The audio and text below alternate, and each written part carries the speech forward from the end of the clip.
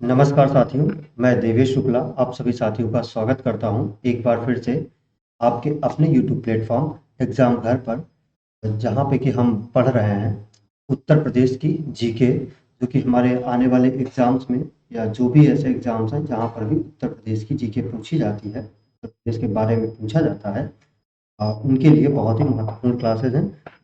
इनको हम foundation class के नाम से पढ़ रहे हैं, जो कि आपका बेसिक से हाई लेवल तक आप इन क्लासेस को पढ़ेंगे। आपने देखा कि मैंने पहले आप लोगों को जो उत्तर प्रदेश के सभी 75 ज़िले हैं, उनके बारे में आपको जानकारी दी कि किस ज़िले में क्या महत्वपूर्ण चीज़ें हैं। एक बार वो ओवरव्यू आपका हुआ, उसके बाद में हमने जो है आपको 100 एमसीक्यू दिए, उन्हीं क्लासेस की बेस पे, जो कि हमारी पिछली 6 क्लासेस थी। उसके बाद में आपको 2 एमसीक्यू की क्लासेस मिली, जिसमें कि 50-50 एमसीक्यू हैं, और जिन लोगों ने भी वो एमसीक्यू नहीं देखे हैं, एमसीक्यू की वीडियो, वो उनको अवश्य देखें। और तो आज हम अपनी आज की जो क्लास है, वो हमारी आज की फाउंडेशन क्लास की 7वीं क्लास होगी। जैसा कि आपको स्क्रीन पे दिख रहा है कि आज क्लास 7 है। तो क्लास को शुरू करने से पहले आप सभी लोग जो भी हमारे साथी जुड़े हुए हैं या वीडियो देख रहे हैं, तो वो अपने साथियों में शेयर करें, ताकि उनको भी इन वीडियोज़ का लाभ मिल सके और आपके साथ-साथ वो भी कहीं न कहीं अपने एग्ज़ाम में स्कोर को बढ़ा सकें। और सब लोग सब्सक्राइब करेंगे, शेयर करेंगे चैनल को, और इसी के साथ हम आपको आज जो है पढ़ाएँगे उत्तर प्रदेश में जनजातियाँ। क्या? उत्तर प्रदेश में जनजातियाँ। क्योंकि जनजातियों से हमारे लगभग मान के चलिए 95% एग्ज़ाम्स में, हर एक एग्ज़ाम्स में जिसमें भी उत्तर प्रदेश विशेष पूछा जाता है, उसमें क्वेश्चन आता ही आता है।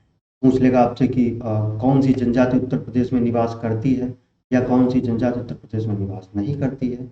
उत्तर प्रदेश की सबसे बड़ी जनजाति कौन सी है, मतलब जनसंख्या की दृष्टि से सबसे बड़ी जनजाति कौन सी है। आपको ऑप्शन दे देंगे, थारू, खैरवार, गोंड, सहरिया। अब आपको उसमें से ऑप्शन चूज करना होता है, या फिर जब बहुत डीप जाते हैं तो आपसे पूछ लेते हैं कि बहुविवाह प्रथा किस जनजाति में प्रचलित है, या जो लेन देन प्रथा है वो किस जनजाति में प्रचलित है, जिसमें कि क्या करते हैं कि हम आपकी बहन किससे शादी करते हैं और आप हमारी बहन से शादी करते हैं, ये म्यूचुअल होता है। तो इस तरीके से आपसे पूछते हैं, जब आपसे बहुत डीप जा करके पूछते हैं। ये सब चीज़ें हम जानेंगे। उत्तर प्रदेश में कौन कौन सी जनजातियां हैं, मुख्यतः किन किन जिलों में निवास करती हैं, और भी सारी चीज़ें हैं जो इनके बारे में हम जानेंगे। तो देर न करते हुए हम शुरू करेंगे। आज हम देखेंगे जनजातियों को।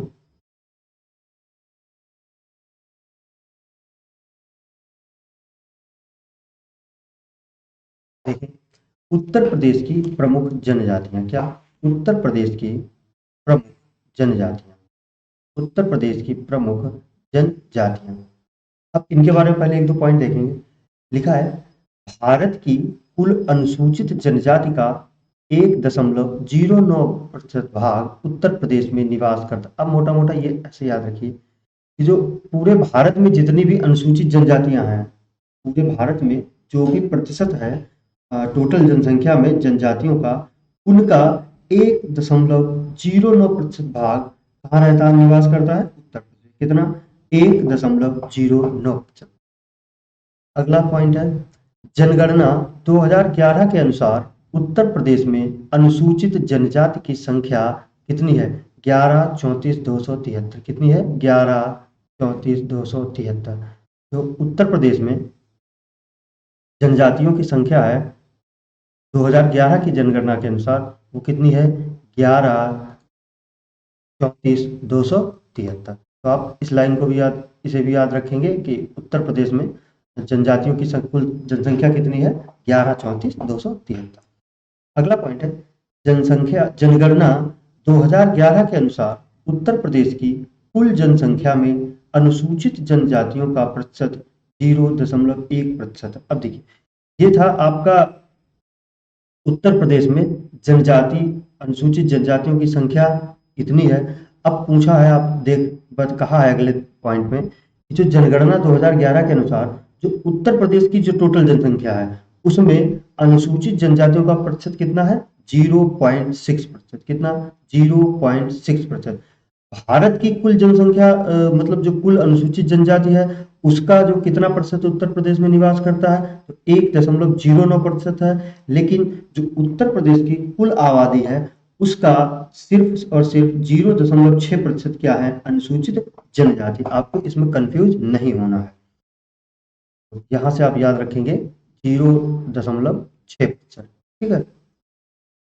अब हम देखेंगे अपनी प्रमुख जनजातियां, कि हमारी प्रमुख जो जनजातियां हैं और उनके बारे में कौन सी। हमारी सबसे जो महत्वपूर्ण जनजाति है वो हमारी है थारू जनजाति। कौन सी जनजाति? थारू जनजाति। अब जो थारू जनजाति है वो उत्तर प्रदेश में निवास करने वाली एक बहुत ही महत्वपूर्ण मतलब बहुत ही प्रमुख जनजाति है। प्रमुख इसलिए है क्योंकि ये जनसंख्या की दृष्टि से क्या है? सर्वाधिक है। क्या है? सर्वाधिक है। तो ये कैसी है कि उत्तर प्रदेश में जो थारू जनजाति है उत्तर प्रदेश में निवास करने वाली एक प्रमुख जनजाति है। क्या है? एक प्रमुख जनजाति है। एक प्रमुख जनजाति है। अब देखें पहला पॉइंट इसमें देखेंगे क्या, इसके बारे में देखेंगे कि जनसंख्या की दृष्टि से सबसे बड़ी जनजाति है। कैसी है? सबसे बड़ी जनजाति है। जनसंख्या की दृष्टि से जनसंख्या की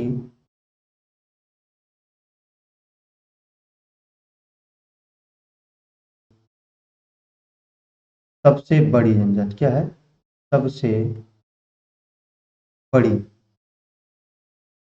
मतलब उत्तर प्रदेश में जितनी भी जनजातियां हैं उनमें से सबसे ज्यादा जनसंख्या किस जनजाति की है? तो वो है आपकी थारू जनजाति की। आपसे प्रश्न पूछ ले कि उत्तर प्रदेश में निवास करने वाली वह जनजाति कौन सी है जिसकी जनसंख्या सर्वाधिक है, तो आपका क्या होगा?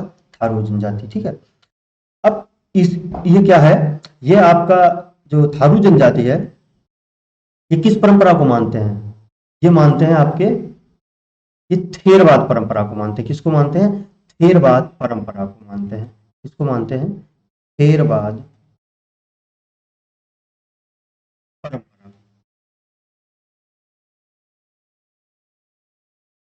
ये थेरवाद परंपरा को मानते हैं। किसे मानते हैं? थेरवाद परंपरा को मानते हैं। राइटिंग पे ज्यादा ध्यान नहीं देंगे। हम बोल भी रहे हैं तो आपको सुनाई दे ही रहा होगा। अगर आप नोट्स बनाना चाहें तो आप नोट्स बना सकते हैं, क्योंकि अभी लिखने में उतना ज़्यादा प्रैक्टिस नहीं है, तो धीरे धीरे ये यहाँ पे भी राइटिंग सही हो जाएगी। वैसे तो राइटिंग कुल मिला के अच्छी है, और यहाँ पे थोड़ा सा अभी प्रैक्टिस नहीं है तो ये भी सही हो जाएगी। तो किस परंपरा को मानते हैं थारू जनजाति के लोग? तो ये मानते हैं आपकी थेरवाद परंपरा को। किसको मानते हैं? थेरवाद परंपरा को। अब जो थारू लोग हैं वो जो होली का त्योहार होता है उसे 8 दिन तक मनाते हैं। जैसे हम लोग होली हुई तो अ, होली में आग लगी, उसके बाद हम लोग रंग खेलते हैं, फिर शाम को मिलने जाते हैं, या कहीं कहीं पे जो गांव है वहां पे क्या होता है कि जिस दिन होली में आग लगती है उसके अगले दिन रंग खेला जाता है। लेकिन जो थारू जनजाति के लोग हैं वो 1 हफ्ते तक यानी कि 8 दिनों तक होली का त्योहार मनाते हैं। कितने दिनों तक? 8 दिनों तक। जो पूर्णिमा होती है, पूर्णिमा से लेकर के अगले जो 8 दिन होते हैं वहां तक क्या करते हैं ये लोग? होली का त्योहार मनाते हैं।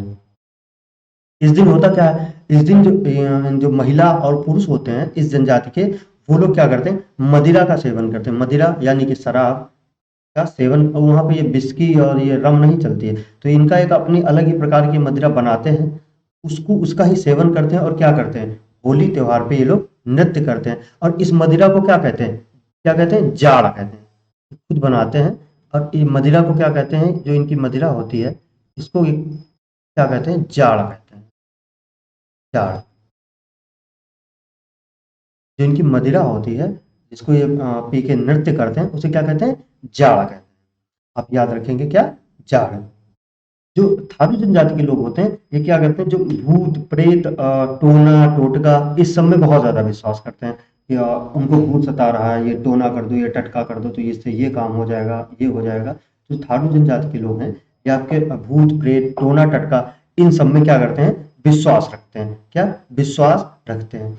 अब जो थारू जनजाति के लोग हैं वो निवास कहाँ पे करते हैं? ये निवास करते हैं आपके, इनका जो निवास है मुख्यतः,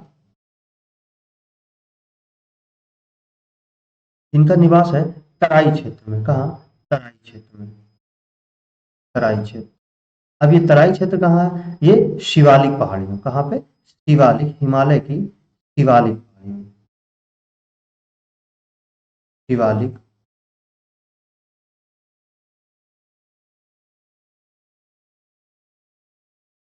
क्षेत्र में, कहाँ पे? तराई क्षेत्र में ये निवास करते हैं। अब जब तराई क्षेत्र में निवास करेंगे तो जो तराई क्षेत्र हमारा नेपाल से लगा हुआ, कहाँ से लगा हुआ? नेपाल से लगा हुआ। तो जो थारू जनजाति के लोग हैं वो भारत के साथ साथ, मतलब भारत में उत्तर प्रदेश के साथ साथ साथ कहाँ पे पाए जाते हैं? ये नेपाल में भी पाई जाती है। कहाँ पे भी? नेपाल में भी पाई जाती हैं। और भारत में ये अधिकांशतः कहाँ भारत में पाई जाती है? यूपी, बिहार और उत्तराखंड। हम इसको यूके लिख दें क्या? यूके। तो ये मुख्यतः उत्तर प्रदेश में, यूपी में, बिहार में और आपके उत्तराखंड में रहते हैं। कौन से? कौन? थारू जनजाति के लोग। ये लोग क्या करते हैं? जो भगवान शिव हैं, ये शिव को महादेव के नाम से पूजते हैं। किसके नाम से पूजते हैं? महादेव के नाम से पूजते हैं। आपके जो थारू जनजाति के लोग हैं ये भगवान शिव को महादेव के नाम से पूजते हैं। इनकी जो आजीविका है ये क्या है? ये इनकी आजीविका जो वनों पर निर्भर, किस पे? वन पे। क्योंकि शिवालिक में या तराई क्षेत्र में क्या है? बहुत ज्यादा वन है, बड़ी बड़ी घासें हैं। तो ये वहां पे मतलब लकड़ी ले आया, उससे कुछ बुना, उसको बेचा, तो उससे अपनी आजीविका चलाते हैं। और कुछ जो है वो खेती भी करते हैं। क्या? कुछ लोग खेती भी करते हैं। जब आप मृदा पढ़ेंगे या आप कृषि पढ़ेंगे तो हम आपको बताएंगे कि तराई क्षेत्र में दो चीजों की खेती होती है मुख्यतः, एक गन्ना और एक आपका धान। क्यों? क्योंकि वहां पे पानी लगभग लगभग लगा रहता है। और गन्ना और जो धान है, धान की खेती के लिए पानी की अधिक से अधिक आवश्यकता होती है। तो आपने देखा कि ये किस पे? आपका वन पे आजीविका के लिए निर्भर रहते हैं और साथ ही साथ कुछ लोग कृषि पर भी निर्भर रहते हैं। अब अगर पूछे कि इनका संबंध किस वंश से है, इनका संबंध जो है आपका है किरात वंश से। किससे? किरात वंश। आपसे पूछ लेता है कि थारू जनजाति का संबंध किस वंश से है, तो आप इनका जो संबंध है वो आपका किरात वंश है। किससे है? किरात वंश से है। ये भी आप याद रखें, किरात वंश है। इनका जो मुख्यतः भोजन होता है वो क्या होता है? मछली और चावल। जैसा हमने अभी आपको बताया कि वहां पे ज्यादातर खेती किस चीज की होती है? धान की होती है। तो धान से क्या बनी मिलेगा आपको? चावल मिलेंगे। और जो क्योंकि वहाँ पे पानी बहुत ज़्यादा लगा रहता है, क्योंकि जो नदियाँ हैं वो हिमालय से उतरती हैं, तो वहाँ पे पानी ज़्यादा होता है। तो वहाँ पे क्या होता है? वहाँ पे मछली ज़्यादा मिलती है। तो इनका जो मुख्य भोजन है वो क्या है? मछली चावल। क्या है? मछली चावल।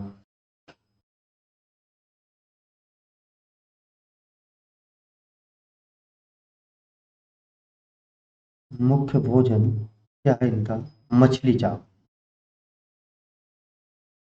मछली चावल। मछली चावल।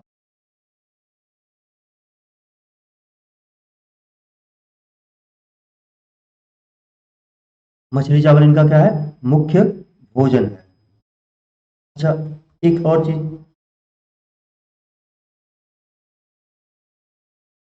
यहीं पे लिखते हैं। ये लोग जो सुबह का नाश्ता करते हैं, ये जो सुबह नाश्ता होता है इनका, क्या नाश्ता सुबह का होता है, इसको ये कहते हैं क्या? कलेवा। क्या कहते हैं? कलेवा। क्या कहते हैं? कलेवा। ठीक है, ये सुबह का हो गया। दोपहर वाले को ये क्या कहते हैं? दोपहर में जो खाना ये खाते हैं इसे कहते हैं मिझनी। क्या कहते हैं? मिझनी। मिझनी क्या कहते हैं? मिझनी। और जो शाम का होता है उसे ये क्या कहते हैं? उसको ये कहते हैं बरी या बेरी। क्या?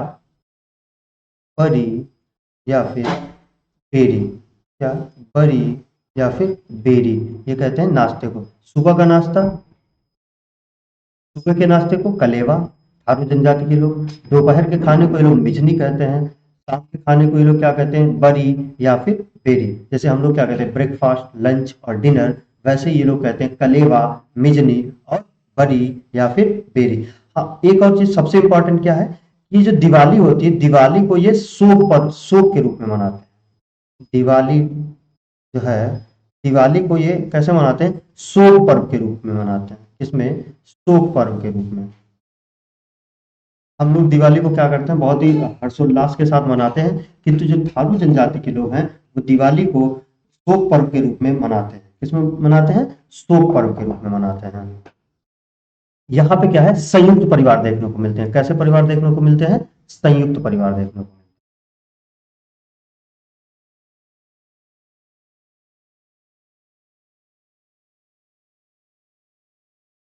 कैसे परिवार होते हैं यहाँ पे? संयुक्त परिवार होते हैं। संयुक्त परिवार, संयुक्त परिवार। कैसे परिवार देखने को मिलते हैं आपको? यहाँ पे संयुक्त परिवार देखने को मिलते हैं। एक बहुत ही त्योहार है जो आपसे पूछा जाता है, बजहर। क्या? बजहर। बजहर। जो बजहर नामक त्योहार है, ये कौन मनाता है? बजहर त्योहार मनाती है आपकी थारू जनजाति। कौन मनाती है? थारू जनजाति। और ये बहुत ही महत्वपूर्ण है और आपके एग्जाम में कई बार आ चुका है कि जो बजहर नामक त्योहार है वो किस जनजाति के द्वारा मनाया जाता है। जो बजहर नामक त्योहार है वो आपका थारू जनजाति के द्वारा मनाया जाता है। ठीक है, किस जनजाति के द्वारा मनाया जाता है? आपका थारू जनजाति के द्वारा मनाया जाता है। अगला पॉइंट देखेंगे,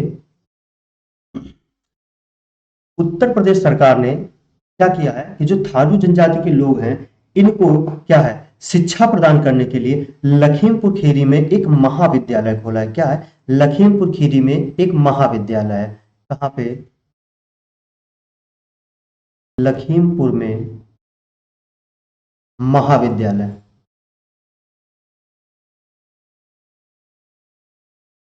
विद्यालय है। क्या है? लखीमपुर में महाविद्यालय खोला गया है। किसके किसके द्वारा? उत्तर प्रदेश सरकार के द्वारा। किन लोगों के लिए? थारू जनजाति के लोगों के लिए। किसके लिए? थारू जनजाति के लोगों की शिक्षा को बढ़ावा देने के लिए उत्तर प्रदेश सरकार ने लखीमपुर में एक महाविद्यालय खोला है। अब ये जो जनजातियां हैं ये मुख्यतः उत्तर प्रदेश के किन जिलों में पाई जाती हैं? कहाँ पाई जाती हैं? अब ये पाई कहाँ जाती हैं? हमने अभी आपको बताया तराई क्षेत्र में। कहाँ पे? तराई क्षेत्र में। तो जो तराई क्षेत्र की जो पश्चिम से पूर्व की एक पट्टी सी है, पतली सी, उसी में जो जिले पड़ेंगे, इसका मतलब ये है कि ये वहीं पे निवास करते हों। तो वहां पे कौन से जिले हैं आपके? आपका हो गया क्या? श्रावस्ती, श्रावस्ती, महाराजगंज, श्रावस्ती, महाराजगंज, श्रावस्ती, महाराजगंज, लखीमपुर, लखीमपुर, लखीमपुर हो गया आपका। और आपका हो गया बहराइच।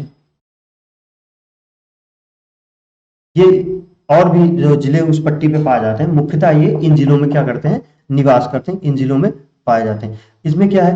विधवा पुनर्विवाह प्रचलित है। क्या है? विधवा पुनर्विवाह, विधवा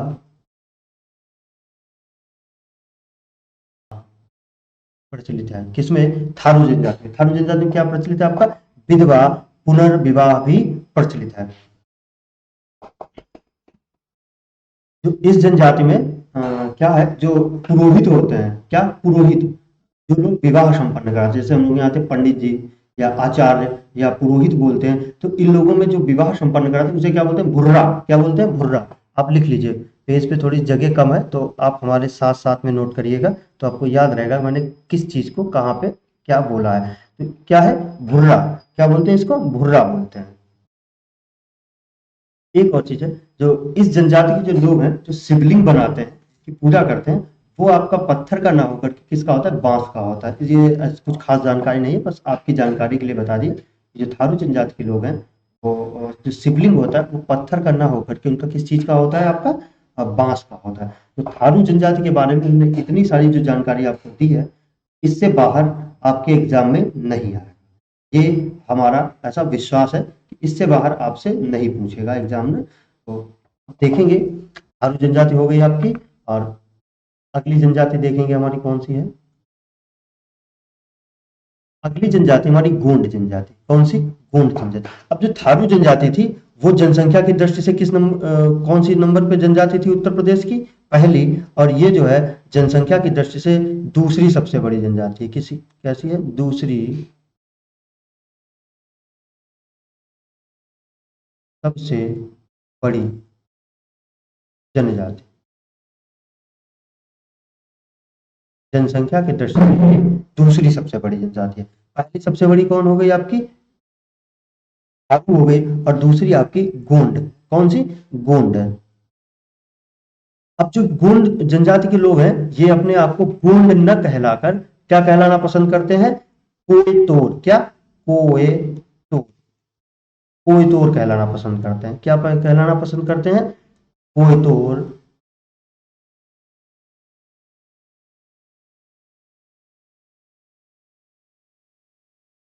पसंद करते हैं।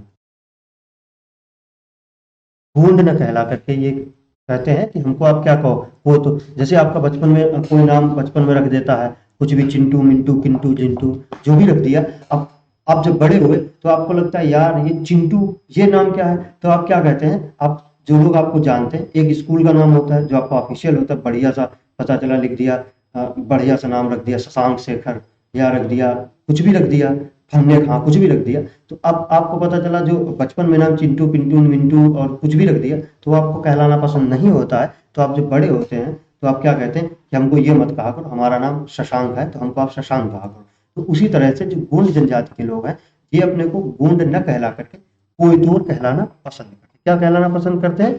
कोयतोर कहलाना पसंद करते हैं। अब ये जो गोंड जनजाति के लोग हैं, ये द्रविड़, क्या? ये द्रविड़ प्रजाति से संबंध रखते हैं। किससे? द्रविड़ प्रजाति से। द्रविड़ प्रजाति से संबंध। किससे? द्रविड़ प्रजाति से संबंध। द्रविड़ प्रजाति से संबंध रखते हैं। और इनकी जो भाषा है वो कौन सी होती है? गोंडी। भाषा इनकी कौन सी होती है? गोंडी। ये कौन सी भाषा का प्रयोग करते हैं? गोंडी। ये गोंडी भाषा का प्रयोग करते हैं। अब इसमें एक बड़ी फायदे की बात है आप लोगों के लिए, क्या? कि इसमें बहुविवाह प्रचलित है। क्या है? बहुविवाह प्रचलित है। अब बहुत से लोग ये सोचेंगे काश हम भी गोंड जनजाति के होते हैं, तो क्या होता? बहुविवाह प्रचलित है तो हम भी एक से ज्यादा कर लेते हैं। लेकिन भाई साहब, एक में कान खड़े हो जाते हैं। बहुविवाह न करो, वो तो ज्यादा बढ़िया है, सोचो भी मत उस बारे में। एक एक हो जाए यही बड़ी बात है। और पढ़ोगे लिखोगे नहीं, नौकरी नहीं मिलेगी तो एक भी नहीं होगी। बहुविवाह प्रचलित है। क्या? बहुविवाह। बहुविवाह प्रचलित है। क्या है? गोंड जनजाति में बहुविवाह प्रचलित है। अच्छा, इसमें ये लोग जो शराब बनाते हैं वो महुआ की बनाते हैं। किसकी? महुआ की शराब। महुआ का पेड़ होता है, उसमें महुआ के फल लगते हैं, और महुआ की शराब ये लोग बनाते हैं। किसकी? महुआ की शराब। पीछे आपने देखा था वो लोग भी शराब बनाते थे, पीते थे। ठीक है। और ये लोग गोंड जनजाति के लोग महुआ की शराब बनाते हैं। अच्छा, ये जनजाति निवास कहाँ करती है? तो ये जनजाति जो है उत्तर प्रदेश के कौन से? महाराजगंज। महाराजगंज, बस्ती, गोरखपुर, सिद्धार्थनगर, देवरिया, मऊ, इन सब जगह पे निवास करती है। देवरिया, मऊ आदि जिलों में, आदि जिलों में ये निवास करती है। कौन सी? गोंड जनजाति। तो गोंड जनजाति के बारे में आपको इतनी चीजें याद रखनी है कि ये उत्तर प्रदेश की दूसरी सबसे बड़ी जनजाति है। इसका जो संबंध है वो द्रविड़ प्रजाति से है। ये कोयतोर कहलाना पसंद करते हैं। इसमें बहुविवाह प्रचलित है। इनकी भाषा गोंडी है। महुआ की शराब बनाते हैं। रहते कहाँ पे? महाराजगंज, बस्ती, गोरखपुर, देवरिया, मऊ, सिद्धार्थनगर, इन सारे सभी जिलों में ये पाए जाते हैं। तो गोंड जनजाति आपने देख लिया। अगली जनजाति देखेंगे हमारी कौन सी है? तो अगली जनजाति है खरवार या फिर खैरवार। क्या? खरवार या फिर खैरवार। ये मुख्यतः पाई जाती है आपकी बांदा जिले में। कहाँ पे? मुख्यतः बांदा जिले में। कहाँ पे? बांदा जिले में। बांदा जनपद में पाई जाती है। कहाँ पे? बांदा जनपद में। ये मुख्यतः कहाँ पाई जाती है? आपकी बांदा जनपद की मुख्य निवासी है। और उसमें भी एक क्षेत्र पड़ता है बांदा जनपद में, पाठा। पाठा क्षेत्र में रूप से निवास करती। कौन सी? खरवार, या फिर इसको क्या कहते हैं? खैरवार भी कहते हैं। खरवार या खैरवार। ये पाई कहाँ जाती है, मतलब किन जनपदों में पाई रहती है? तो वो आपके हो जाएंगे उत्तर प्रदेश के क्या? सोनभद्र, मिर्जापुर, गाजीपुर, देवरिया, चंदौली आदि जिलों में निवास करती है। क्या? आदि जिलों में ये क्या करते हैं? निवास करती है। कौन सी जनजाति आपकी? खरवार या खैरवार। अब इसका जो मतलब, ये तो उत्तर प्रदेश में बांदा हो गया, लेकिन अगर इसका पूरे उसमें देखें, पूरे एरिया में, तो सबसे ज्यादा इसकी ये कहाँ पर पाई जाती है? तो आपकी पाई जाती है पलामू में। कहाँ पे? पलामू में। पलामू में पाई जाती है। और ये पलामू कहाँ है? पलामू है आपका झारखंड में। कहाँ पे है आपका? झारखंड में। उत्तर प्रदेश में ये मुख्यतः बांदा जिले में पाई जाती है, बांदा जिले के पाटन क्षेत्र में पाई जाती है। लेकिन अगर आप देश के उससे देखेंगे, तो ये जो जनजाति है खरवार या खैरवार, ये मुख्यतः पाई जाती है पलामू। पलामू डिस्ट्रिक्ट है कहाँ का? झारखंड का। जैसे उत्तर प्रदेश का बांदा है, वैसे ही झारखंड का पलामू डिस्ट्रिक्ट है, वहां पे ये मुख्यतः पाई जाती है। इनका ये बहुत प्रमुख नृत्य है, जो खरवार जनजाति है, इनका एक बहुत ही प्रमुख नृत्य है, जिसे कहते हैं क्या? कर्मा। क्या? कर्मा। जो कर्मा नृत्य है, ये इनका बहुत ही प्रमुख नृत्य है। क्या? बहुत ही प्रमुख नृत्य है। और ये कई बार आपके एग्जाम में पूछा जा चुका है कि जो कर्मा नृत्य है वो किस जनजाति के द्वारा किया जाता है। तो आपको याद रखना है कि जो कर्मा नृत्य है वो आपका खरवार या खैरवार जनजाति द्वारा किया जाता है। इनकी कुछ उपजातियां भी हैं। क्या है? उपजातियां। उपजातियां। उपजातियां कौन कौन सी हैं? दौलतबंदी, दौलतबंदी, मैगाती, मैगती या मोगती, पटबंदी, पटबंदी, राउत। क्या? राउत। हाँ, ये क्या है? ये खरवार जनजाति की क्या है? जैसे आपने जाति सुनी होगी ब्राह्मण या पंडित या ब्राह्मण, उसमें फिर दुबे, चौबे, त्रिवेदी, शुक्ला, अवस्थी, फलाने ढिमाके। क्षत्रिय में आपके सोमवंशी, चौहान, तोमर, फलाने ढिमाके। तो इसी तरीके से जो खैरवार जनजाति है, इसमें क्या है? इनकी उपजातियां हैं, जो दौलतमंदी, मैगाती, पटबंदी, राउत, राजवंशी, ये सभी किसकी जो उपजातियां हैं? ये हैं आपकी खरवार जनजाति की उपजातियां हैं। ये लोग जो है हिंदू धर्म के रीति रिवाजों का पालन करते हैं। हिंदू धर्म। क्या? हिंदू धर्म को मानते हैं। हिंदू धर्म को मानने वाले होते हैं। इसे मानते हैं, ये हिंदू धर्म को मानते हैं। तो खरवार और खैरवार जनजाति से इतनी जानकारी आपके लिए है, तो आप याद रखेंगे कि खरवार और खैरवार जनजाति के बारे में। अगला देखेंगे कि अगली हमारी कौन सी जनजाति है। अगली हमारी है बुक्सा या भोक्सा। क्या? इसे बुक्सा भी कहते हैं और इसे क्या कहते हैं? भोक्सा भी कहते हैं। बुक्सा या भोक्सा। जो बुक्सा जनजाति है, वो उत्तराखंड का जो तराई, उत्तराखंड में जो तराई क्षेत्र पड़ता है, मुख्यतः ये उसमें रहती हैं। क्या? बुक्सा या बोक्सा जनजाति। और अगर उत्तर प्रदेश में देखेंगे, तो उत्तर प्रदेश में बिजनौर जिले में। कहाँ पे? बिजनौर जिले में। उत्तर प्रदेश के बिजनौर जिले में ये पाई जाती है। कहाँ पे? बिजनौर, बिजनौर जिले में, बिजनौर जनपद में। कहाँ पे? ये बिजनौर जनपद में पाई जाती है, मुख्यतः उत्तर प्रदेश में। बाकी ये जो है तराई क्षेत्र में निवास करती हैं, उत्तराखंड में मुख्य रूप से। और उत्तर प्रदेश के ये बिजनौर जिले में निवास करते हैं। अगला पॉइंट है इनके बारे में। इनका जो संबंध है, वो पटवार राजपूत घराने से। किससे है? पटवार राजपूत घराने से। राजपूत घराने से संबंध है इनका। किससे? इनका जो संबंध है वो राजपूत के पटवार घराने से है। इनका क्या संबंध? इनकी जो भाषा है वो हिंदी है और लिपि देवनागरी है। क्या? भाषा बुक्सा जनजाति की क्या है? हिंदी। और लिपि वो आपकी है देवनागरी। क्या? देवनागरी। तो याद रखेंगे कि जो बुक्सा या बुक्सा जनजाति है उसकी भाषा हिंदी है और लिपि इनकी को क्या है, देवनागरी। इनमें सत्ता कैसी है, पितृ सत्तात्मक। कितनी, कौन सी है, पितृ सत्तात्मक सत्ता है। पितृ कैसी है, पितृ सत्तात्मक, पितृ सत्तात्मक। कैसी सत्ता है, पितृ सत्तात्मक।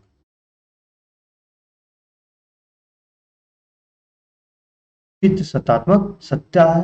और इसमें क्या है कि जो बड़ा बेटा होता है वो क्या होता है, इसका अगला मुखिया जो होता है वो बड़ा बेटा होता है। जैसे मान लीजिए किसी के 4 बेटे हैं, तो अगर जो सबसे बड़ा होता है वही अपने मतलब जो पूर्वज होते हैं, मतलब उसके जो पिताजी होते हैं, उनके बाद में उस घर का मुखिया वही बनता है, कौन, बड़ा बेटा। बुक्सा लोगों की बिरादरी में वो पंचायत होती है, क्या, पंचायत जो होती है बुक्सा बिरादरी की, वो 4 स्तरों में बटी होती है।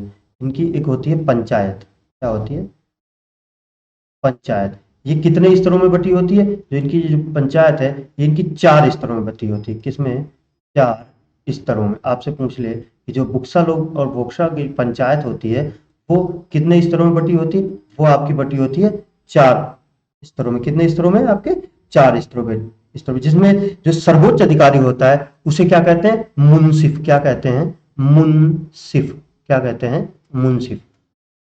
मुंसिफ जो सर्वोच्च अधिकारी होता है उसे कहते हैं मुंसिफ। और उसके बाद में क्या, कौन आता है, नहीं सॉरी, सबसे जो ऊपर होता है उसको कहते हैं तख्त।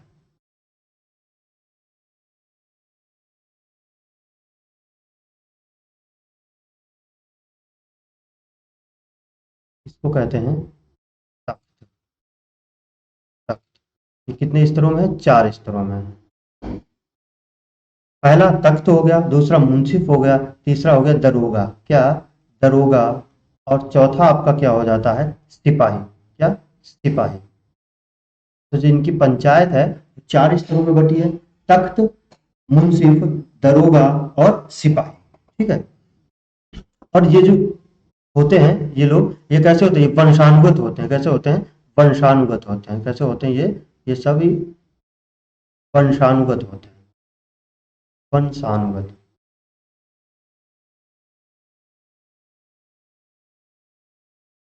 ये वंशानुगत होते हैं। तो जो वोक्सा और बुक्सा जनजाति है, आपको याद रखना है इनकी पंचायत 4 स्तरों में बटी होती है, तख्त, मुंसिफ, दरोगा, सिपाही। और ये कैसे होते हैं, आपके वंशानुगत होते हैं। ये पीपल के वृक्ष की पूजा करते हैं। किसके, पीपल के वृक्ष की, पीपल की पूजा करते हैं। पीपल की पूजा करते हैं। अब इसमें क्या है, इसमें जो है जो बुक्सा जनजाति है इसमें क्रय विवाह पद्धति प्रचलित है। क्या, क्रय विवाह क्रय विवाह पद्धति। कौन सी पद्धति, क्रय विवाह पद्धति प्रचलित है। इसमें क्या होता है, जब हम वधु प्राप्त करने जाते हैं, वधु का मतलब जो हम लड़की किसी के घर से किसी के घर से प्राप्त करने जाते हैं तो हमें उसका मूल्य देना होता है। क्या देना होता है, मूल्य देना होता है। मतलब कुल मिला के, जैसे हमने लड़की, जैसे हम दुकान पे जाते हैं तो अगर मुझे मान लीजिए ब्रेड चाहिए तो हम ब्रेड के बदले में उसे क्या देते हैं, पैसे देते हैं। उसी तरह से जो बुक्सा या भोक्सा जनजाति है वहां पे क्रय विवाह पद्धति प्रचलित है। कौन सी, क्रय विवाह पद्धति। तो जब हम लड़की लाते हैं अपने घर पे, उसको दुल्हन बना करके, तो क्या करते हैं, हमें उनको कुछ पैसा देना होता है, यानी कि उसका कुछ मूल्य अदा करना पड़ता है।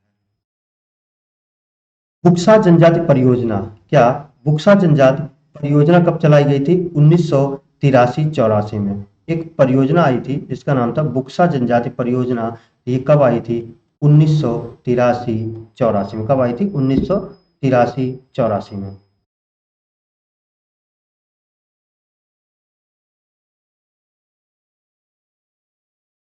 1983-1984 में। तो बुक्सा जनजाति से आप इतनी बातें याद रखेंगे। देखेंगे अपनी अगली जनजाति कौन सी है। अगली है हमारी जौनसारी जनजाति। कौन सी, जौनसारी जनजाति। अब ये जो जौनसारी जनजाति है ये प्रसिद्ध है किसके लिए, अपनी एक अलग प्रकार की संस्कृति के लिए, खान पान के लिए, आपका रहन सहन के लिए और अपनी वेशभूषा के लिए। जौनसारी जनजाति प्रसिद्ध किसके लिए, अपने खान पान के लिए, खान पान, रहन सहन, वेशभूषा, वेशभूषा, इन चीजों के लिए क्या है, अपनी संस्कृति के लिए, संस्कृति के लिए, संस्कृति, इन सब के लिए क्या है, ये प्रसिद्ध है। किस चीज के लिए, खान पान के लिए, अपने रहन सहन के लिए, अपने वेशभूषा के लिए और अपनी संस्कृति के लिए। कौन सी जनजाति प्रसिद्ध है, जौनसारी जनजाति।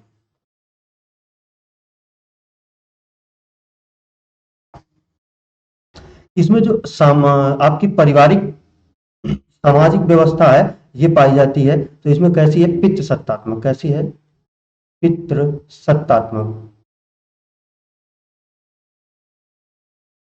पितृ सत्तात्मक है, कैसा है ये, पितृ सत्तात्मक यहाँ पे सत्ता पाई जाती है। और जो परिवार कैसे होते हैं, तो इसमें संयुक्त परिवार होते हैं, कैसे परिवार होते हैं, संयुक्त परिवार में, संयुक्त परिवार। संयुक्त परिवार का मतलब ये होता है कि आपकी 3 पीढ़ियाँ रह रहे हैं, जैसे आपके बाबा दादी, फिर आपके पापा, चाचा, ये पहली पीढ़ी आपकी हो गई, आपके बाबा दादी, दूसरी हो गई पापा चाचा, और उससे बाद में आप आते हैं, जैसे आपके चाचा के लड़के, आपके चाचा के, तो ये कितनी पीढ़ियाँ हो गई, 1 2 3, मतलब आप, आपके पापा और उनके पापा। तो ये जब सभी लोग मिलकर रहते हैं तो क्या कहलाते हैं, संयुक्त परिवार कहलाते हैं। क्या कहलाते हैं, संयुक्त परिवार कहलाते हैं। लेकिन अब आजकल तो क्या है कि आजकल एकल परिवारों का चलन बहुत ज्यादा हो गया है, जिसमें ना ही बच्चे बाबा दादी को जानते हैं और ना ही नाना नानी को जानते हैं, ना ही कोई चाचा को जानता है, ना ही कोई ताऊ मौसी बुआ, किसी को नहीं जानता। वो सिर्फ जानता है तो अपने माँ और पापा को। और बाद में भूलने में भी आसानी रहती है, दो कोई, क्योंकि 2 ही लोग हैं, ज़्यादा लोग हैं तो आदमी संयुक्त परिवार में रहेगा तो ज़्यादा लोगों को नहीं भूल पाएगा। लेकिन जब 2 लोगों के साथ में रहता है तो सबसे जल्दी माँ बाप को ही क्या करते हैं बच्चे आजकल, भूल जाते हैं। तो जौनसारी जनजाति में किस तरह की सत्ता है आपकी, पितृ सत्तात्मक सत्ता है। अच्छा, ये लोग क्या कहते हैं, ये लोग पांडवों का वंशज अपने आप को मानते हैं, किसको, पांडवों का वंशज, किसको, पांडवों का वंशज मानते हैं।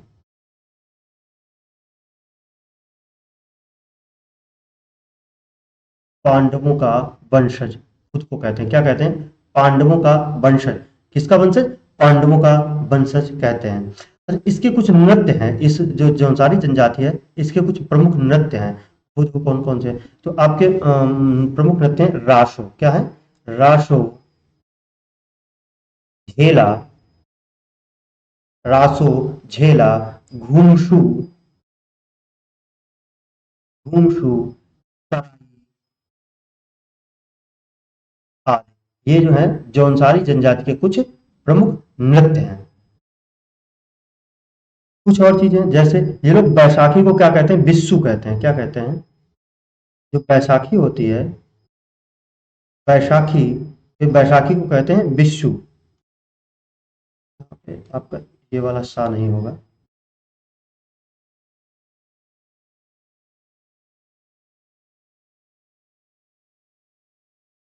बैसाखी को ये लोग कहते हैं बिस्सू, क्या कहते हैं, बिस्सू, क्या कहते हैं, बिस्सू। इसी तरह से लोग दशहरा को कहते हैं पंचाई, दशहरा, दशहरा को क्या कहते हैं, पंचाई, क्या कहते हैं, पंचाई।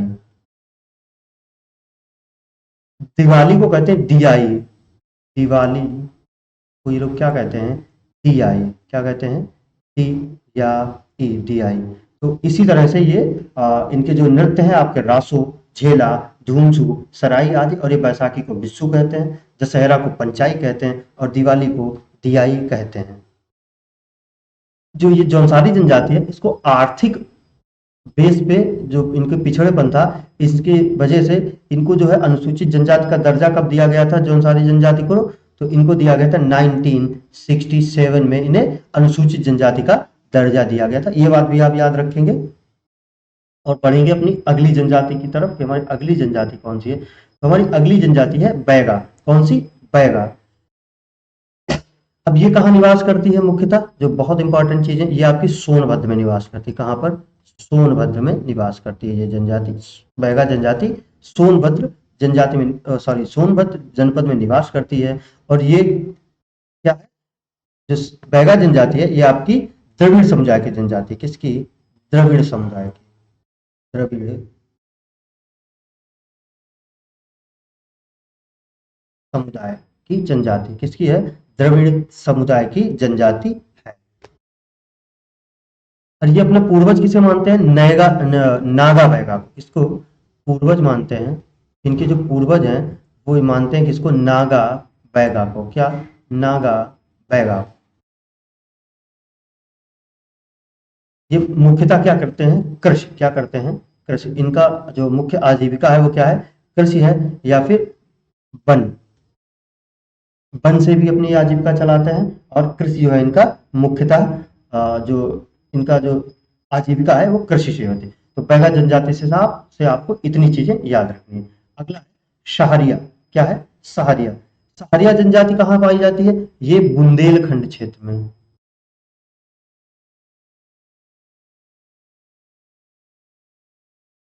बुंदेलखंड क्षेत्र में। कहाँ पे? बुंदेलखंड क्षेत्र में। और उसमें भी कहाँ पे? ये ललितपुर जिले में पाई जाती है मुख्यतः। ललितपुर जनपद। ललितपुर जनपद में पाई जाती है। आपसे डायरेक्ट प्रश्न पूछता है कि सहरिया जनजाति है उत्तर प्रदेश के किस जिले में पाई जाती है, तो आपका सीधा आंसर होता है ललितपुर जिला। क्या? ललितपुर जिला। और सहरिया जनजाति के बारे में बहुत ज्यादा कुछ नहीं है, तो इतना ही है आपका कि आपको याद रखना है कि सहरिया जनजाति कहाँ पाई जाती है। अगली हमारी अगरिया जनजाति। कौन सी? अगरिया जनजाति। आपकी अगरिया जनजाति कौन सी? अगरिया जनजाति। अगरिया जनजाति के बारे में देखेंगे। आप ये देख रहे थे यहाँ पे कौन सी? सहारिया। तो ये और एक और इनका पॉइंट लिख लीजिए कि हिंदू धर्म को मानते हैं। हिंदू धर्म को मानते हैं। किसको? हिंदू धर्म को मानते हैं। अब चलें अगली।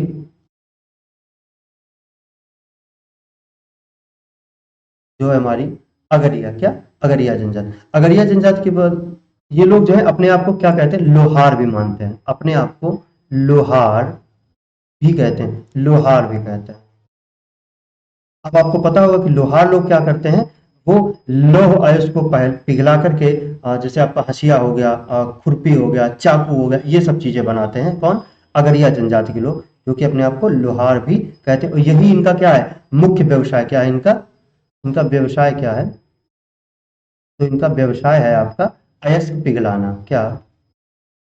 अयस्क पिघलाना। ये भारत के उत्तर प्रदेश और मध्य प्रदेश में निवास करती हैं। कि कहाँ पे? उत्तर प्रदेश और मध्य प्रदेश में निवास करते हैं। तो अगरिया से आपको इतनी चीजें याद रखनी है कि लोहार भी लोहार कहलाते हैं, और आपके अयस्क पिघलाने का इनका प्रमुख व्यवसाय होता है। उत्तर प्रदेश और मध्य प्रदेश में निवास करते हैं। माहीगीर जनजाति। कौन सी? माहीगीर जनजाति। ये मुस्लिम समाज के होते हैं। क्या? ये मुस्लिम समाज के होते हैं। मुस्लिम। सबसे बड़ी सबसे मेन पॉइंट मुस्लिम समुदाय।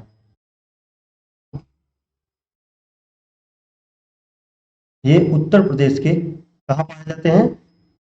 आपके बिजनौर में। कहाँ पे? बिजनौर जिले में। कहाँ पर? बिजनौर में पाए जाते हैं। ये क्या होते हैं? ये मछुआरे होते हैं। क्या होते हैं? मछुआरे। मछुआरे। ये मछलियों को पकड़ते हैं और मछलियों को मारते हैं। इनमें भी पंचायत का प्रचलन होता है। क्या? इनकी भी क्या होती है? एक पंचायत होती है। क्या होती है आपकी? पंचायत होती है। पंचायत का प्रचलन होता है। और जो पंचायत होती है उसमें बादशाह और वजीर की भूमिका। कौन होते हैं? एक होता है आपका बादशाह, और एक होता है आपका वजीर। क्या होता है? वजीर। तो ये आपको याद रखना है। ये पाई कहाँ जाती है जनजाति? ये पाई जाती है आपकी सोनभद्र और बलिया। क्या? सोनभद्र और बलिया आदि में ये पाई जाती है। ठीक है, तो ये आपका हो गया क्या? माहीगीर जनजाति के बारे में। और इस जाति के लोग जो हैं वो स्प्रिट का प्रयोग करते हैं नशे के लिए। स्प्रिट का प्रयोग करते हैं नशे के लिए, यानी कि शराब के रूप में। शराब के रूप में स्प्रिट का प्रयोग। माहीगिरी जनजाति, तो ये आपकी जो बहुत महत्वपूर्ण जनजातियां थी वो हमने आपको बता दी हैं। अब आगे देखेंगे कि उत्तर प्रदेश में पाई जाने वाली अन्य जनजातियां, मतलब कुछ और जनजातियां हैं। अब वो देखेंगे कि पाई कहाँ जाती है, आपसे सीधा सीधा पूछ लेता है कि घासिया जनजाति कहाँ पाई जाती है, किस जिले में पाई जाती है, कोल, कोरबा, पनिका, भुइया, पटारी, ये कहाँ पाई। तो जो हमारी घासिया जनजाति है वो हमारी पाई जाती है सोनभद्र और मिर्जापुर। कहाँ? सोनभद्र और मिर्जापुर। जो कोल जनजाति है ये भी हमारी कहाँ पाई जाती है, सोनभद्र और मिर्जापुर में। कोरबा जनजाति ये भी हमारी कहाँ पाई जाती है, सोनभद्र और मिर्जापुर में। पनिका भी कहाँ पाई जाती है, सोनभद्र और मिर्जापुर में। और जो भुइया है ये सिर्फ सोनभद्र में पाई जाती है, ये मिर्जापुर में पाई नहीं जाती है। और जो पटारी जनजाति है ये भी हमारी कहाँ पाई जाती है, सोनभद्र में, और ये भी मिर्जापुर में नहीं पाई जाती। तो याद रखेंगे कि घसिया, कोल, कोरबा, पनिका, भुइया, पटारी, सोनभद्र में तो ये सभी पाई जाती हैं, लेकिन घसिया, कोल, कोरबा, पनिका ये चारों मिर्जापुर में भी पाई जाती हैं। अब देखेंगे इसके बारे में कुछ अन्य तथ्य क्या है कि जो सोनभद्र जिला है, क्या सोनभद्र जो है इसमें जो है जनजातियों की संख्या सबसे अधिक है। सबसे अधिक जनजाति कहाँ निवास करती हैं, किस जनपद में सबसे अधिक जनजातियां कहाँ पाई जाती हैं, तो आपका वो हो जाएगा कौन सा जनपद, सोनभद्र जनपद। कौन सा, सोनभद्र जनपद। सोनभद्र के बाद में दूसरे नंबर पे कौन सा जिला आता है आपका, बलिया। क्या, बलिया। दूसरी अधिक जनजातियां कहाँ पाई जाती हैं, आपकी बलिया में पाई जाती हैं। सबसे कम जो आपकी ये जनजातियां हैं वो कहाँ पाई जाती हैं आपकी, वो पाई जाती हैं आपकी बागपत में। क्या, कहाँ पर, बागपत में सबसे कम जनजातियां पाई जाती हैं। ठीक है। अब सरकार ने क्या किया था कि 1967 में 5 जनजातियों को, कितनी, 5 जनजातियों को अनुसूचित जनजातियों का दर्जा दिया था। अब वो कौन कौन थी आपको, पहले थी आपकी थारू, दूसरी आपकी भोटिया, बुक्शा, और आपकी राजी, और लास्ट है आपकी जौनसारी। कौन सी, जौनसारी। ये इतनी चीजें आपको याद रखनी है इसके बारे में, और याद रखना है। और आप देखेंगे कि आगे कुछ चीजें और बची हैं, और इसी के साथ में हमारी आज की क्लास का समापन होगा, क्योंकि आज क्लास थोड़ी सी लंबी हो गई है। अब है 2013 में 2003 में घोषित अनुसूचित जनजातियां, कौन, गोंड समूह। अब गोंड में एक समूह है, तो इस समूह में कौन सी है, गोंड, ओझा, पठारी, भुरिया या फिर राजू। तो ये कहाँ की हैं, महाराजगंज यानी कि तराई क्षेत्र की हैं। अब जो तराई क्षेत्र के जो डिस्ट्रिक्ट हैं उन सभी में ये पाई जाती हैं, तराई क्षेत्र में ये पाई जाती हैं, तराई क्षेत्र। अब जो खरवार है या खैरवार है ये कहाँ पाई जाती हैं, देवरिया,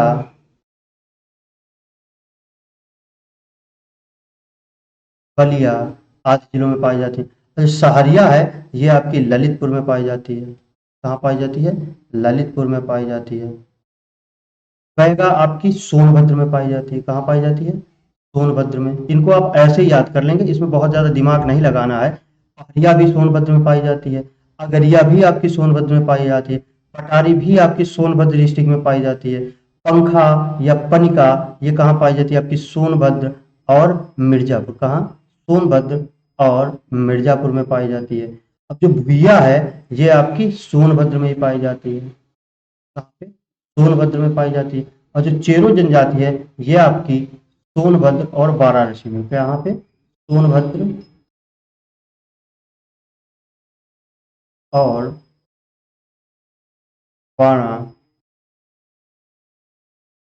वाराणसी में। तो जो उत्तर प्रदेश की प्रमुख जनजातियां थी वो हमने आपको इस क्लास में पढ़ा दी। हमारी क्लास अब यहीं पर हम रैप अप करेंगे, और जो आपको क्या करना है, आपको सभी को अच्छे से पढ़ना है, क्लास को पूरा देखना है और अपने दोस्तों में शेयर करना है। तो इसी के साथ में आज की क्लास यहीं पर समाप्त होती है। धन्यवाद, राधे राधे, जय हिंद।